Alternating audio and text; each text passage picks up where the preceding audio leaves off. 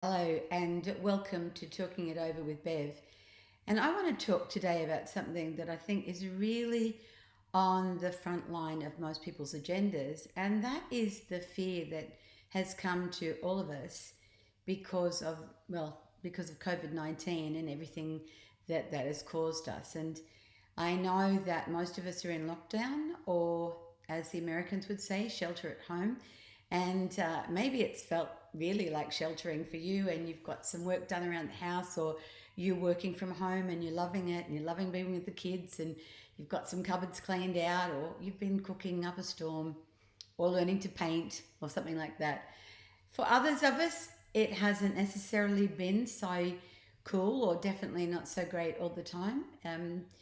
Definitely, it's difficult to work when you've got kids around, or if you live by yourself, it's hard to be isolated and not get out and give a few hugs and get a few hugs. And yeah, there are pressures on families right now, job losses and financial insecurity, all the rest of it. So it it is definitely a time when fear can rise. And I think that we've seen fear expressing itself in a lot of the decisions that people are making, the way they're dealing with their regular life. I mean, who would have thought that your good, kind neighbours would be the people who'd tackle down somebody else to get the last pack of toilet rolls? And speaking of toilet rolls, it makes me think, who is buying all those toilet rolls? I mean, nobody that I know has acknowledged that they have any more than just exactly what they need, and maybe they don't even have what they need, and yet somebody's buying it. And so we're try to really understand that, because the thing that makes normal people make decisions to stock up on things like toilet paper and other things like that is actually fear. And fear, it really has a lot of power to make us change what we would normally do. Normally, people want to share what they've got, but then if they're not sure that what they've got is going to be enough, then they're less likely to do that. And, I've watched some of those documentaries about the brain and the way the brain works and the neural pathways that are there. And my understanding of it is you've got all these little pathways running through your brain. And while you're thinking, and particularly when you're making decisions, you come to certain points. It's like a stop sign, and you've got a choice about which decision that you're going to make, and which decision you make directs which way that you go. And what we do when we habitually default to making a decision based on certain motives like fear or greed or selfishness or goodness or sharing or loving or caring, what we make the decision according to is what our brain will begin to turn into who we are. So it's like that the neural pathways are like train tracks, and then the decision we make is like the train. So if we habitually make a decision based on fear, then actually fear becomes the easiest decision to make. And so every time fear rises, which it does with all of us, it's a normal emotion, a common emotion anyway, that people feel. But if when fear rises and we're at that stop sign and we make a decision based on trying to keep ourselves safe, then actually our brain becomes normalized into not only being afraid, but also making decisions that we wouldn't make if we weren't afraid. And so we start to go down those tracks. Or maybe we make the decision, I am afraid, but I'm not going to decide out of this fear. I'm going to decide out of my value system. And my value system might be, goodness and sharing and caring about other people, etc. And so the feeling of fear is normal to all of us, but the default decision that we make, and therefore who we become, comes out of what we choose when we get to that stop sign, whether we choose to go with the fear and choose a survival technique, or whether we choose to feel the fear but go with the good decision anyway, the decision to care, the decision to share, the decision to do what would be the right thing, the decision that we would make if we didn't feel afraid.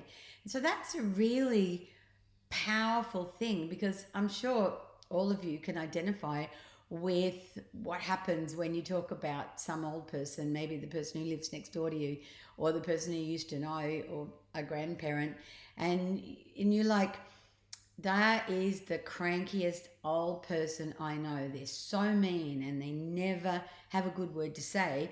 Or you might say, that person is so lovely and they give you the shirt off their back and they're always kind and they're always generous and they're always cheerful. And the reason that person gets that reputation is because the choices that they'd made all through their life. When they got to decision points based on pressure, the default that they developed in their life is the person that they've become. That's what's happening to all of us, and it's happening right now. So that's really an astonishing thing. I saw a documentary on Netflix a year or so ago about preppers, and preppers are people who have decided that the apocalypse is going to come anytime soon, definitely in their lifetime, and so they've been working to save and store um, food and ammunition and supplies to make sure that they can last for the 2 or 3 years after the apocalypse happens. Well, nobody actually said what's going to happen when the 2 or 3 years is over and all the supplies have run out. But those people are really trying to make sure that no matter what happens, that they're going to have enough of what they need. And the thing that intrigued me was that a few of them were Christians. Now, you may or may not be a Christian. I don't know, what you believe personally, but I do know that people who are Christians follow the guy who said, if you've got two coats, give one of them to somebody who hasn't got a coat. And and he's the guy who said, I'm going to supply everything you need. But when you get what you need, make sure that you then share it with other people who don't have enough. And so that runs counter to the whole prepping context, because it isn't what Jesus was saying. So that's quite a strong thing for us to have to try and work out. Because if what we do is who we become, it's really important for us to know that the choices that I'm making now is who I'm going to become. I know that Jesus said, well, actually, it wasn't Jesus. Jesus did say, yeah, share what you've got. But back in Deuteronomy chapter 30, there's a period of time where God is speaking to the Israelites and they're about to go into the promised land. And it's going to require a lot of decisions. Their lives are going to change. Everything is really quite different. And so what God says to them is, I'm setting before you two doors, really two choices. And one of the doors leads to life and one of the doors leads to death. One of the choices is about being blessed. And the other choice is about not being blessed, but ending up with a really pretty miserable life.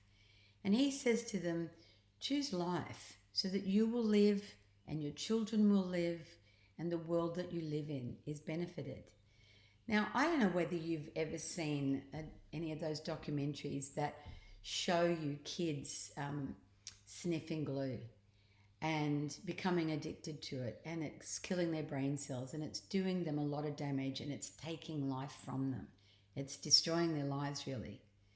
And the thing that I want to put out is that fear is like that.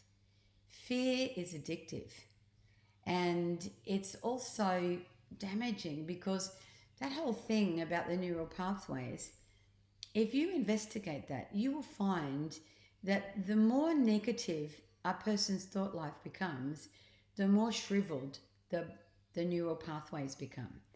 And the more positive and optimistic and caring and giving and faith-filled and trusting a person's thoughts are, the more they grow, the more life they have. And so when God's saying, I'm giving you a choice about how you're going to think, about how you're going to go forward, but he's saying choose life, because life is what's going to give you a blessed existence and it's going to make your world better. He's is really talking sense. He's talking science. Like we can see now scientifically that that is a true thing. And so I want to encourage you when you're making your choices, the way that you're thinking, when you get the opportunity in the supermarket to see there's two packets of the thing that you would normally have bought one packet of, that we don't think to ourselves, I'm going to take those two packets because I don't know when I'll get the next one. But that our choice not be made out of fear, but our choice be made out of what we would choose if we weren't afraid, which is, you know what, I only need one packet right now. And I'm going to trust that if I just buy the groceries I need now, everybody else is going to have enough groceries for themselves as well. And if we've all got enough, then our life is all going to be a lot better. And so, yeah, while we're in this situation, nothing can change that. We are in lockdown. It has to be that way. But one of the ways that will help with it, deal with that situation more effectively, is that when we get to that stop sign, which gives us a choice to choose life or not choose life, to choose out of fear or choose out of the fact that we trust that it's going to be okay, even if I do feel fear, but I'm just going to trust that it's going to be okay. We end up not feeding that toxic thing that wants to shrink our thinking capacity and wants to make us into some old person that everybody is really put off by. But it's going to make us into somebody that has built a reputation for being a decent, good person.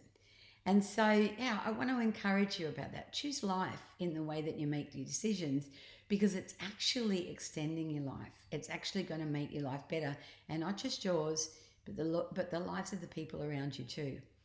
And so, thank you for listening to me. I'm really glad that you came to have a bit of a talk about this. I'd love you to share it if you agree with what I've said. I'd love to share it or talk in the comments below. That would be really great.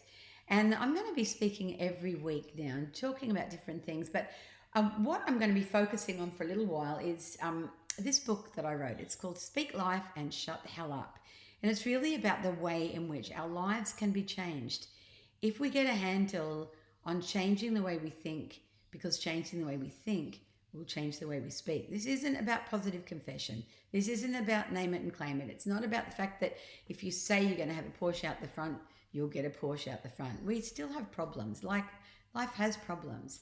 But the way that we deal with things, the perspective, that makes all the difference. And so I'd love you to come and join me as I'm talking about speaking life.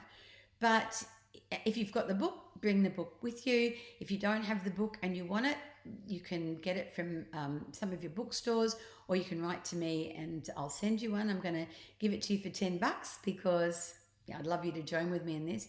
But the other thing is, if you don't have the book and you don't want it, that's okay as well. You can join. You don't need the book to join in and listen. So, okay, I'm going to see you next week. Thanks for being part of this.